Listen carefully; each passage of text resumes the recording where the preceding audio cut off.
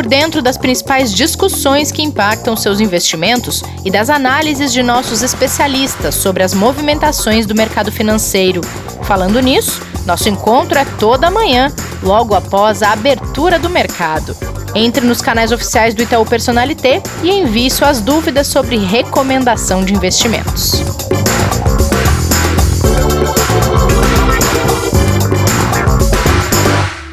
Olá, bem-vindas e bem-vindos ao Investidor em Foco desta terça-feira, 23 de fevereiro de 2021. Dia de aula com o professor Martim para entender melhor essa crise que derrubou o preço das ações da Petrobras na Bolsa. E para isso ele trouxe reforço hoje. Antes, deixa eu dar as boas-vindas aqui para o Kleber, saber se ele tomou o seu chazinho de camomila para aguentar esse dia, hein, Kleber? Bom dia, Rê, tudo bem? A semana vai precisar realmente de bastante ajuda. Vai precisar, pra gente continuar, né? Bom dia, nossos ouvintes. Bom dia. Oi, professor. E aí, o reforço hoje é de peso, né? Pois é. A Mari, né? Querida Mari, querida aqui de todos nós aqui. Mari, bom dia. Deixa eu apresentar a Mari, gente. A Mariana Negri, ela é team leader da mesa de assessoria e operações da Itaú Corretora. E como a gente vai falar muito de bolsa, a gente trouxe esse reforço de peso. Então, Mari, seja muito bem-vinda ao nosso time desse podcast. Bom dia, obrigada, Rê, Martim, Kleber, obrigada a todos. Um prazer enorme estar aqui. Obrigada pelo convite. Seja bem-vinda, Mari. Bom, gente, vamos começar e aí eu vou pedir para o Kleber fazer as honras da casa e refrescar a memória de quem está nos ouvindo sobre tudo o que aconteceu de quinta-feira até agora, que culminou nesses resultados negativos de Petrobras, de Ibovespa e que está deixando essa semana tão agitada e com tanta volatilidade, hein, Kleber? Vamos lá, Rê, a gente falou um pouco ontem, e aí voltando aí para a semana passada, né, o finalzinho da semana, principalmente de quinta para sexta, ali a gente já veio com declarações da Presidência da República sobre a Petrobras, né, sobre uma possível também redução de impostos que deveria ser adotada para conter a alta do diesel. Isso acabou afetando negativamente o mercado como um todo, mas principalmente as ações da companhia. Com o mercado fazendo essa leitura, né, que o governo ia buscar essa previsibilidade de busca, ele já naturalmente impactou bastante os papéis da Petrobras, porque não sabia qual medida poderia ser tomada, né? E na sexta-feira ele já caiu ali 7,92%, dando sinais realmente de uma queda pesada, né? E uma preocupação maior pelo que poderia acontecer se tivesse uma medida mais forte. E essa medida veio, né? No final de semana a gente teve ali a decisão de mudança da liderança, né, do corpo diretivo da companhia, diretamente do presidente, né? Quando a gente olha para a decisão que foi tomada, né, a destituição, né, do atual presidente Castelo Branco para a entrada de um outro nomeado pela Presidência da República, né, o general Joaquim Silva e Luna. Lembrando que ele ainda passa pelo Conselho, né, que vai apreciar essa nomeação. Essa reunião acontece inclusive hoje pela manhã, né, para ver se ele vai ser aprovado ou não. E essa mudança, como ela veio através de uma intervenção, ela foi muito mal recebida pelo mercado. Com isso, a gente viu um impacto muito pesado dos investidores preocupados tanto com a gestão da companhia quanto com outros fatores que podem acabar sendo diretamente influenciados por causa desse tipo de decisão. A mudança abrupta da administração da empresa, né, no contexto até do aumento de preços de combustíveis, né, e os comentários que vieram junto com tudo isso, fizeram com que a indicação acabasse tendo um peso realmente muito grande, e praticamente todos os analistas de mercado, as corretoras, né, acabaram reavaliando, né, o preço da companhia, a possibilidade de valorização, e aí a gente viu uma queda muito forte. Ontem ela fechou aqui no Brasil com queda de 21,51%, um tombo muito grande para a empresa, somado já aqueles quase 8% que a gente falou de sexta-feira. Uhum.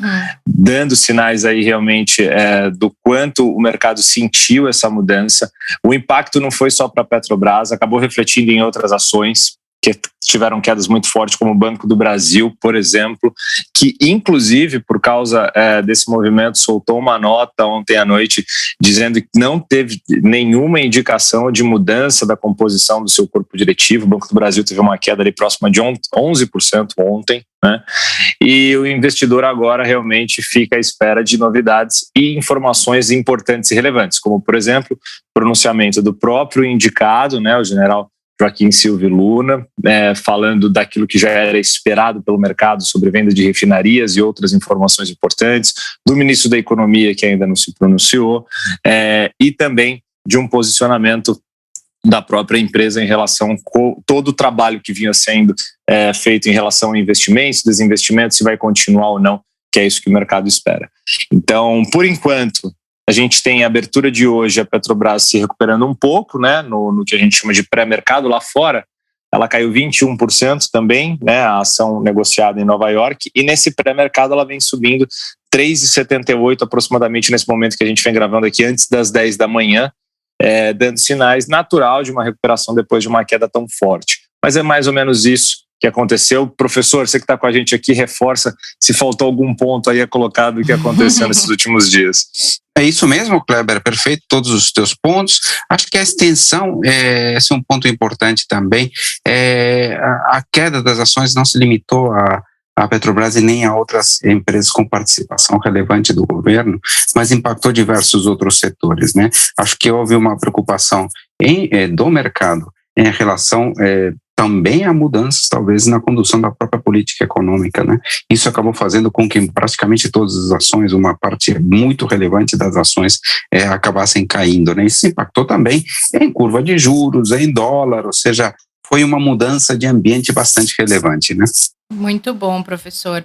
Bom, gente, dado esse cenário que vocês trouxeram e as repercussões de tudo que aconteceu em relação à Petrobras, a gente disponibilizou ontem, até durante o podcast, no nosso Telegram Itaú Investimentos, um relatório do Itaú BBA, e a equipe de estrategistas colocou que vai reavaliar as previsões assim que tiver mais clareza, e enquanto isso, sugerem a redução da exposição à companhia, ou seja, quem tem investimentos ou vir a ter investimentos na Petrobras, porque espera uma reação negativa do mercado. E aí queria pedir para a Mari explicar para a gente, Mari, isso não altera a perspectiva de bolsa que vocês têm, a perspectiva para a bolsa nesse ano ou nos próximos meses, mas sim para as ações da Petrobras em especial, né?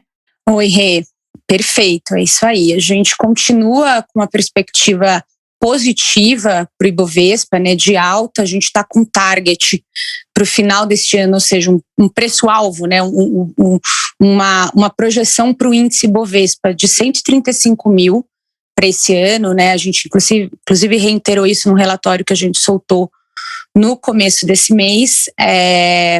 Dada aí a forte recuperação que a gente ainda espera com o PIB, retomada da atividade econômica via setor de construção e commodities, né? A gente vem acompanhando aí as altas fortes de petróleo e minério, e mesmo com um cenário de aumento de câmbio, inflação, os juros, né, propiciam bastante aí essa atividade mais forte. Então, continuamos otimistas com o Ibovespa. O grande ponto aqui em relação à Petro, né, essa surpresa aí que pegou todo mundo, acho que eu posso dizer assim, efetivamente de surpresa, ninguém esperava uma nomeação dessa. No susto, né, Mari? No susto, exatamente. Isso acabou pegando todo mundo de maneira bem inesperada, inclusive o mercado, né? A gente tinha 2 triggers aqui que acho que vale comentar, Rê, Kleber, Martim, ontem ele estava na live com a Shin, a Shin pontuou bem isso, que é o nosso analista de óleo e gás, né, o André Shen.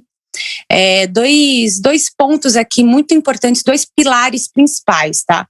Que a gente tem ainda para a tese da Petro, que é a redução do risco, ou seja, a redução do risco de intervenção política na Petrobras, que a gente viveu há alguns anos, né, que interferia justamente na tomada de decisão em relação aos preços, né, do combustível e também em relação a desinvestimentos que a Petro veio adotando ao longo dos últimos anos. A Petro veio se tornando uma empresa mais eficiente ao longo dos últimos anos, que foi algo, eu vou fazer uma comparação aqui, que a Vale fez, quando começou a focar os seus negócios em mineração, aí falando da questão financeira, né, quando uma empresa está focada em apenas um negócio, né, ou dois, ela se torna mais eficiente. Então a Petro, ela tem muitas refinarias que ela começou a vender, desinvestir nessas refinarias, por não ser um negócio lucrativo para ela, e isso ajudou bastante na redução de risco e no segundo pilar, que é a redução de alavancagem, né?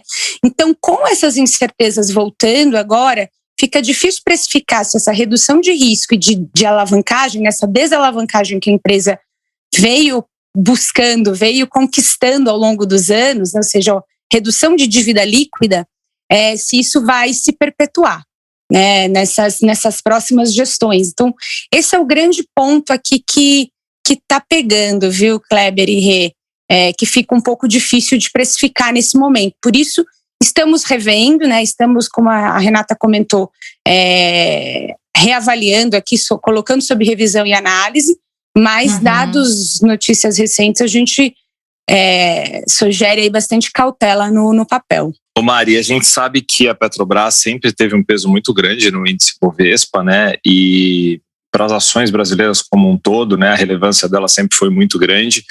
Ela tem, obviamente, né, um impacto muito forte na oscilação de preços, não só dela, obviamente, mas acaba impactando uma cadeia como um todo de ações aqui. Esse movimento como um todo que vocês vêm analisando pode acabar, como a gente até já comentou um pouquinho, trazendo reflexos para o restante dessa credibilidade até do mercado, né, olhar para nós e falar assim, bom, então não é só a Petrobras, como a gente até comentou, né, outras empresas sofreram muito ontem, foi um reflexo pontual, diário, pelo movimento ali que a gente teve diretamente no dia, mas isso pode trazer um pouco mais de descrédito em relação ao mercado brasileiro e essas outras ações, as outras empresas, independente de intervenção ou não do governo? De maneira bem direta, pode sim, viu, Kleber? Tanto que ontem a Petrobras, ela não caiu sozinha, né? A gente viu tanto o Banco do Brasil quanto algumas estatais elétricas, é um cenário que a gente já viveu. Aí só um parênteses aqui, tanto que no nosso relatório da Petro a gente coloca o tema déjà vu, né? Porque a história se repete aqui, só que numa maneira um pouco mais complexa, porque não era esperado, como eu comentei no início, aí a gente pode até, enfim, discutir um pouco mais isso lá na frente, mas o ponto aqui é que causa sim descrédito, né? A gente tem um cenário, apesar de tudo que a gente está vivendo no contexto da pandemia, de bastante liquidez no mundo, juros baixos mundialmente, inclusive no Brasil. Então, é um cenário positivo para a Bolsa, para ativos, mas a gente precisa ter credibilidade para isso. A gente precisa que os investidores entendam que, ao entrar aqui, eles vão estar comprando ações de empresas que têm governança corporativa, que têm independência, que têm autonomia nos seus negócios, né?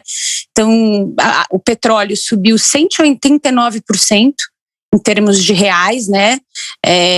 E, de novo, a Petro, ela tem que, de alguma maneira, repassar, né? Ela teve um aumento de 15% nos preços dos combustíveis, a gente teve a resistência por parte do governo, que levou a essa interferência. Isso é o que a gente conclui disso tudo. Isso é uma resposta ruim, né? É uma resposta, de novo, de ingerência, de intervenção, que o mercado, principalmente considerando um governo que se dizia liberal, não enxerga com bons olhos. E aí isso pode se desdobrar para outras empresas que o governo também tem possibilidade de fazer uma intervenção, uma ingerência maior, né? A Petro, ela tem 7% do índice, né? Então, commodities de maneira geral, nossa bolsa, né, nosso índice Bovespa, ele é basicamente commodities e setor financeiro, né, o peso dele. Então, quando empresas como a Petrobras caem, né, como ontem 21%, naturalmente o Ibovespa vai sofrer junto, porque só a Petro tem 7%, a Petro e a Vale tem 22%. Você junta com o serviço financeiro, a gente está falando de mais da metade do índice Bovespa, né, das cestas de ações, pelos pesos ponderados, esses setores têm uma expressiva participação. Então, resumindo, se Petro e Banco do Brasil caem junto, com força, Ibovespa é tragédia. É um peso muito grande, né, Mari? Agora, queria pedir para o Martim, professor, depois de tudo que a Mariana trouxe aqui, e se a gente olhar, recuperar aí as movimentações todas que ocorreram nos últimos dias, acho que a gente podia convidar para a nossa conversa um conhecido dos investidores e das investidoras, que é o risco, né, professor? E aqui a gente pode explicar duas situações, do sistemático e do específico, dado esse contexto todo que a gente está inserido, hein? Sim, exatamente isso, né? Quer dizer, eu canso, né, de falar desses dois tipos de risco nas minhas aulas, né? Todos aqueles profissionais também que buscam certificação, né? Nas certificações da Ambima, por exemplo, estudam também muito sobre esse tipo de risco, né? Mas são esses dois. E esse exemplo aqui, ele é muito interessante porque aparecem os dois riscos numa mesma situação. Isso que é bastante interessante, né? Só definindo em primeiro lugar o risco específico, né? Como o nome diz, é o risco vinculado a uma empresa em si, né, ela sozinha, né? Então, sei lá, as decisões estratégicas que ela toma, a política que ela utiliza para precificar, a forma como a sua gestão, a sua liderança conduz os negócios, estratégias de marketing, estratégias de ampliação, etc. No caso aqui, nós estamos, certamente, em relação à Petrobras, em um caso que tem riscos, né, claramente específicos, né? Ou seja, a forma como ela conduz seus preços, né? Claramente tem a ver com riscos e características específicas da empresa, né? Quem é o líder, quem é o presidente da empresa, né? Vale para a Petrobras, vale para qualquer um. Estamos num ambiente, no universo dos riscos específicos. Uma coisa interessante é que os riscos específicos, eles têm uma característica central, é que eles são diversificáveis, né? Ou seja, na medida em que eu começo a misturar ou comprar mais de uma ação, né, nem todos vão ter problemas com a sua política de preços, nem todos vão assumir estratégias eventualmente erradas ou que não funcionam, um produto, né, que após pesquisas de mercado foi lançado e não funcionou. Na medida em que eu vou aumentando o número de empresas na carteira, o risco específico vai sendo reduzido, vai sendo diversificado. Mas chega num ponto, e aqui que eu queria mostrar como é interessante essa situação, que o risco não consegue mais ser reduzido, que é o risco do sistema como um todo, né? Então, o que é o risco do sistema? É o outro risco, o risco sistemático. O risco sistemático não consegue mais ser reduzido pela diversificação, e o risco sistemático está ligado àqueles fatores que afetam todas as empresas de alguma forma, umas mais, outras menos, mas que afetam todas as empresas no sistema. E aqui é o interessante, porque a Petrobras, né, tendo uma circunstância toda na qual se deu, que a Mari já explicou tudo mais, pode estar transformando preocupações que são ligadas à empresa, preocupações como um todo na economia, né? Alguns agentes econômicos ficaram preocupados se não isso não seria uma mudança na política, na condução da política econômica do país. Isso poderia trazer riscos, e de fato ontem a gente viu a elevação nas taxas de juros, incluindo prêmios de risco, a gente viu mudança na cotação do dólar. Então a gente acabou vendo os dois riscos trabalharem juntos. Por um lado, o risco específico ligado à empresa, e por outro lado, de alguma forma, os riscos se espalhando por outros setores da economia. Então, essa dinâmica dos dois riscos ficou, para mim, bastante clara, né? E de uma forma bastante didática pode ser observada o que aconteceu, né? Acho que é por aí, Renato. Perfeito, professor. Isso que eu ia perguntar, que você já explicou da melhor maneira, que é para o investidor lembrar, né? O que é o risco que é possível diversificar, o outro nem tanto, né, que é muito difícil a gente conseguir diversificação, né.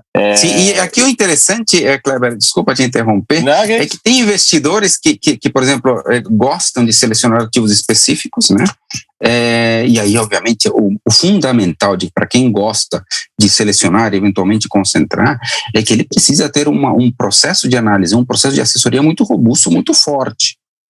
Porque não é fácil encontrar distorções de preços num mercado que tem milhares, dezenas de milhares de agentes econômicos procurando encontrar o preço justo a cada momento, e o preço de mercado é sempre o consenso de mercado, ou seja, alguém precisa ter a capacidade de analisar ou de ser assessorado de uma forma mais eficiente do que o mercado como um todo. Então, tem gente que trabalha dessa forma, tem gente que prefere pensar em diversificação.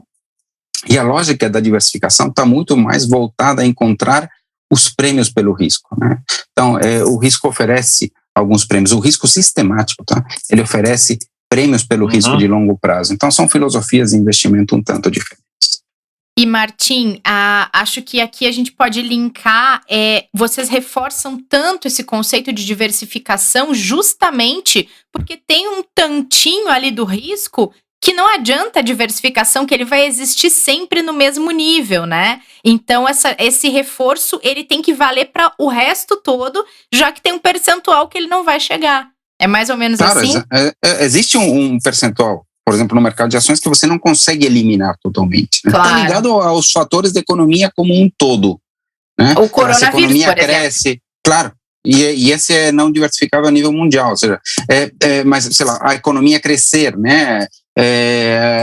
As taxas de juros estarem controladas, haver previsibilidade, né, na política econômica, são riscos que vão afetar todas as empresas no geral.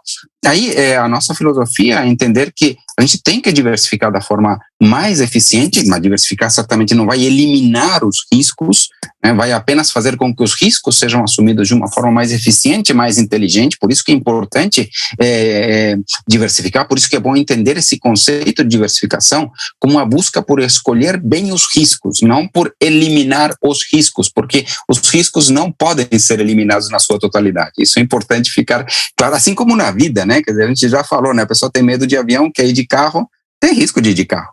Acontece que existem riscos com os quais cada um lida melhor. E é sobre isso que é o perfil do investidor, por exemplo. Com que tipo de riscos você lida melhor? Com que quantidade de riscos você consegue lidar? Acho que é alguma coisa bem nesse sentido, viu, Renato? Você está preparado para uma queda de 21% de Petrobras, né, Martim? Tem que perguntar. Acho que é por aí. Eu acho que quem investe de uma forma não aderente ao seu perfil de investidor, muitas vezes acaba se assustando e realizando prejuízos ou perdas desnecessárias, acaba saindo Sim. quando é a oportunidade de entrar, né, ou vice-versa. Então, é importante ter investimentos que estejam condizentes, não com sua tolerância a risco, mas também com a sua capacidade, né, com seus objetivos, com a situação financeira e etc. Perfeito, Martim. E aí, queria lançar uma pergunta para você e para a Mari também. Tem surgido, a Mari trouxe uma pincelada da questão da lei das estatais, e tem surgido algumas comparações desse cenário em que a gente está inserido agora com a Petrobras, essa crise, essa rixa com o governo, ações caindo e tudo mais, com uma outra crise que a Petrobras participou lá atrás, que acabou culminando na criação dessa lei das estatais lá em 2016. E aí queria ouvir de vocês se tem alguma semelhança nestes cenários ou se a gente está, então, de fato, falando de uma situação totalmente diferente e de uma Petrobras totalmente diferente. Bom, vou começar aqui, Martim, se você me permitir. Claro. Então, Rê, eu falei bastante, enfim, de pontos negativos, vamos dizer assim, mas de fato, assim, tem alguns pontos bacanas aqui que ajudam nesse cenário, tá? A lei das estatais, sem dúvida, é um deles, né? Então, a Petrobras de hoje é, sem dúvida nenhuma, uma Petrobras diferente do que a gente viveu ali nos anos de 2014, 15, né, até 2016. Tanto quando a gente compara balanço, né, o que era ali balanço de Petrobras, alavancagem de Petrobras. Quando eu falo alavancagem, né, para o investidor, é a dívida, né, da Petrobras versus o patrimônio dela, versus o que ela gera de lucro, gera de caixa. Então, ela tinha o que a gente fala no mercado, uma alavancagem de mais de 5 vezes, ou seja, ela tinha 5 vezes em dívida o que ela gerava de caixa de lucro, ou que ela tinha de patrimônio. Então, era muito alto, né? A gente tinha um cenário também de petróleo com dólar muito mais estressado. A gente tinha um governo que abertamente tinha intervencionismo, ingerência ali no seu dia a dia. A gente não tinha a lei das estatais e também não tinha um conselho com 11 membros, dos quais 5 apenas são indicados para o governo, que a gente considera ali não independentes, né? Então, hoje o cenário, a gente tem um conselho com 11 membros, dos quais muitos são de mercado, muitos são indicados pelos acionistas minoritários. A gente tem a lei das estatais de 2016, que foi promulgada em junho de 2016, que ela consiste, né? Ela prevê novas diretrizes, regras, procedimentos que são aplicados a essas empresas estatais e geram, consequentemente, um novo estatuto, melhoram a governança corporativa, né, da empresa. E o que elas trazem aqui, né, enquanto lei? Que se ficar comprovado que teve que determinadas atitudes, medidas, né, intervenções, ingerências levaram a prejuízos para a companhia, eu não estou falando de queda de bolsa aqui, mas estou falando de prejuízo no balanço mesmo, né? O governo tem que ressarcir a companhia, né, a instituição, no caso aqui a Petrobras. É ruim por um lado, porque a gente está falando de dinheiro do governo, né, que vai ter que ser utilizado para a Petrobras, ou seja, dinheiro dos impostos, enfim, a gente já tem uma questão fiscal aqui, tetos de gastos, né, regras que estão sendo aprovadas, reformas que estão sendo esperadas, e tudo indica que isso vai continuar em pauta e vai, enfim, trazer uma estabilidade para o nosso fiscal. A gente espera isso, tanto que, de novo, lá no início eu comentei, né, uma das perspectivas que a gente tem positivas para a Bolsa, os 135 mil que eu falei, é em função da retomada da atividade econômica, com uma melhora no nosso monetário, né, na nossa política monetária, de juros mais baixos, inflação controlada, e essa questão fiscal também buscando-se estabilidade. Então, esses pilares são que estão pautando aqui nossa expectativa para a Bolsa esse ano, né, para a economia e para a Bolsa. No sentido aqui, olhando para a Petrobras, né, no que tange a Petrobras, de novo, é uma outra empresa hoje, tanto na questão solidez financeira da empresa, balanço mais saudável, quanto a lei das estatais, que também promove aqui uma maior autonomia, independência e uma governança corporativa, tá? Então, tem esse lado que traz um certo alívio e conforto, tá, Rê? Boa. Deixa eu só complementar um outro ponto aqui, que é o seguinte, eu acho que tem uma diferença aqui entre aquilo que de fato era antigamente uma política difícil para a empresa e o que a gente está vendo agora é que ainda são expectativas. Eu não sei o que vai acontecer exatamente, né? Foi uma sinalização não positiva, pelo menos como o mercado interpretou dessa forma, mas eu não sei exatamente se a política vai ser alterada, se vai ser de alguma forma complicada, se vai se chegar a algum jeito interessante também para trazer algum tipo de previsibilidade. Não, ou seja, a questão é, a gente não sabe o desfecho de tudo isso, né? A gente não sabe exatamente o que vai mudar exatamente dentro da companhia. Então, há uma diferença bastante importante. Acho que o mercado sofreu ontem por aumento de risco, por não saber exatamente o que vai acontecer, né? Não por deterioração das contas da empresa, isso não aconteceu de forma alguma, né? Ainda, né? E nem sabemos exatamente como será ou se haverá alguma alteração na política de preço. Então, eu coloco essa situação um tanto diferente. Uma ainda está no campo das expectativas, tá? Então, acho que isso é relevante também de ser dito. Boa, professor. Boa. Boa, professor. Mari, e acho que assim, a gente já conseguiu abordar bastante daquilo que a gente ainda vai ter que abordar mais ainda, né? Acho que a gente tem bastante coisa para acompanhar e trazer para a investidora aqui, mas pelo menos para entender tudo isso que está acontecendo nos últimos dias. E acho que aqui a gente chega num ponto que a boa parte dos investidores, das investidoras, querem saber o que fazer, né? Que tomada de decisão ter, aqueles que já estão posicionados ou em Petrobras ou em bolsa no mercado. E o professor já falou um pouco, ia pedir tanto para ele quanto para a Mari falando um pouco mais de Petro, o professor falando um pouco mais de mercado, sobre essa tomada de decisão agora, que basicamente acho que passa muito por alguns pilares aqui, que é manter a calma, né, ter atenção também ao que está acontecendo no mercado, ter a carteira diversificada, no caso ali da carteira como um todo, no caso da Petrobras também olhar para oportunidades que estão aparecendo. Acho que é um pouco disso, né, professor e Mari? Eu acho que você resumiu bastante bem, Kleber. Ontem mesmo, né, e durante o fim de semana, nós conversamos, né, internamente, discutimos, puxa vida, e aí, o nosso cenário de bolsa muda, não muda, né? A gente também não alterou, a gente continua com uma perspectiva positiva para a bolsa local. O fato de não ter mudado não quer dizer que nós não analisamos, é muito importante dizer isso, né? Nós analisamos, estudamos e decidimos que a nossa visão para a Bolsa continua positiva, né? Obviamente desde que esses investimentos sejam feitos de uma forma diversificada de acordo com o risco do perfil, tá? Ou seja, quando a gente diz que tem uma visão positiva para a Bolsa, a gente não diz que é para investir. Todos os investidores devem alocar todos os seus recursos lá. Não. Conservador, por exemplo, a gente não recomenda exposição em bolsa, né? E aí a exposição vai aumentando conforme vai aumentando a tolerância a risco de cada um dos perfis. Mas a nossa visão continua positiva. Isso é muito importante destacar, viu, Kleber? Não, excelente. Oi, Mari. Fala pra gente, Petro. O que a gente faz? O Martim falou tudo, resumiu super bem e pensando aqui em ativos que estão sofrendo com toda essa volatilidade, é um momento de muita cautela.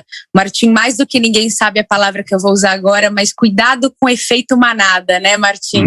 É verdade, é isso mesmo. O investidor, ele acaba tomando decisões ali precipitadas, a gente acompanhou isso em diversos momentos de crise, né? Quando teve a crise dos caminhoneiros, ano passado, durante o circuit breaks, no início da pandemia, óbvio, não dá para dizer com toda certeza que isso vai se recuperar, em que momento isso vai se recuperar, ou seja, a Petro vai voltar para R$30 quando, né? E é esse o novo preço. Então, são questões que a gente precisa, como o Martim falou, analisar e está sendo feito, mas é muito cedo, né? Tem muita coisa ainda que vai acontecer ao longo dessa semana, inclusive. A gente tem que entender o novo presidente, o que ele vai falar, que pontos que ele vai trazer, né, que política que ele vai adotar, para ter mais clareza aqui, mas até lá tem que ter cautela para sair da posição, reduzir a exposição aos poucos, sair comprando também, tem que ir com calma, né? A gente sabe que tem muitos investidores que veem papel caindo 21%, vem uma grande oportunidade, mas tem que ir com calma, tem que ir com cautela nesse momento. Mas não é o fim do mundo, precisamos enxergar aqui as perspectivas para frente, né? Muito bom, gente. Perfeito. Acho que essas dicas são sempre muito valiosas para quem acompanha os nossos conteúdos de investimento aqui, porque as pessoas querem ter acesso a informações confiáveis o máximo possível, e o que vem de vocês é muito confiável. Então, muito obrigada, Mari, muito obrigada, Martim, por essa riqueza de detalhes que vocês trouxeram para o nosso papo de hoje. Acho que vai ser super útil para quem acompanha o podcast. Não, eu que agradeço, como sempre, a oportunidade de estar aqui, né? Todas as terças-feiras, né? Para mim é sempre um prazer. Eu gostei muito, pessoal. Podem me chamar sempre. Que bom! Sempre uma honra conversar aqui, bater esse papo com o Martim. E obrigada, Renata, obrigada, Kleber, obrigada a todos. Obrigado, Mari, obrigado, professor, mais uma vez. Acho que a gente vai continuar acompanhando bastante aqui para trazer para o investidor exatamente esse acompanhamento que precisa, e o que a Mari falou agora no final é super importante, né? Não é o fim do mundo. E lembrando que a gente passou, né, por vamos chamar assim, um Armagedon em 2020, que com certeza o que está acontecendo agora nesses últimos dias é muito mais tranquilo do que a gente passou. O investidor já está bem mais calejado, sabe que, claro, tem que ter atenção, tem que ter cuidado, mas que tudo isso passa, né, Rê? Muito bom, Kleber, é isso aí. E, Martim, a gente teve que adiar nossa aula sobre os axiomas, mas ela tá no nosso cronograma aqui, viu? Ninguém esqueceu. Ela tá no cronograma e já tá preparada aqui, viu? Acho que beleza. Não vai poder ser uma, tá? Eu acho que porque tem muita coisa para ver. Não sei se 2 ou até talvez 3, tá? Vamos ver como é que a gente divide, senão pode ficar muito longa. Tem muita coisa para a gente discutir sobre o livro, né? O livro é muito interessante, certamente acho que é um livro para ser lido, mas tem muita coisa que é polêmica, que diverge talvez de muitas estratégias de investimento, então precisa ser explorado. Tá? Então, não é para ser resumido o livro, é para ser explorado, discutido. Então, talvez leve alguns programas para a gente fazer isso, viu, Renata? Perfeito. A gente pode começar na semana que vem, então. Legal, bacana, perfeito. Só destacar, Renata, também que tem a live que foi transmitida ontem, mas que está lá, gravada no YouTube também, tá? Combinado. Então tá, gente, obrigada a todo mundo que acompanhou o episódio de hoje. Não esqueçam de seguir o Itaú Investimentos no Telegram, a gente disponibilizou lá esse relatório do BBA, a gente vai disponibilizar todos os outros que saírem referentes a esse cenário e orientações para os investidores e para as investidoras. Enquanto isso, acompanhem aqui nossos podcasts e a gente encontra vocês no próximo episódio.